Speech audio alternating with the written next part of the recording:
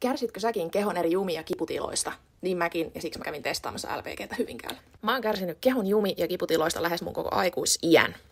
Mä sain suosituksen LPGstä ja mietin, että miksi hemmetissä mä en kuullut siitä aikaisemmin.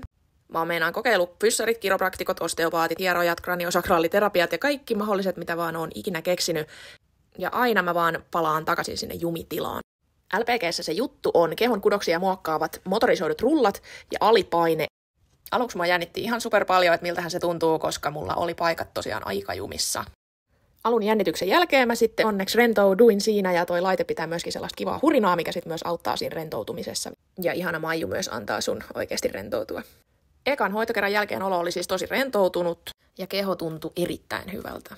Tokalla kerralla se rentoutuminen oli tosi paljon helpompaa ja selkeästi tunsi, miten esimerkiksi oikea lapa oli avautunut. Samoin toinen hoito tuntui myös vasemmassa nivusessa ihan eri lailla kuin silloin ekalla kerralla, eli jotain sieltä oli todellakin auennut. Onko sä kokeillut jo LPGtä? Jos et, niin lämmin suositus Hyvinkään Selkäklinikalle. Käy ottaa tilit seurantaa Instassa ja TikTokissa ja varaa ihmeessä oma aikas LPG:hen, saatat yllättyä positiivisesti. Itse ajattelin todellakin jatkaa sarjahoitoina käyntejä ja jossain kohtaa sit ehkä kerta kuukaudessa todennäköisesti voisi riittää.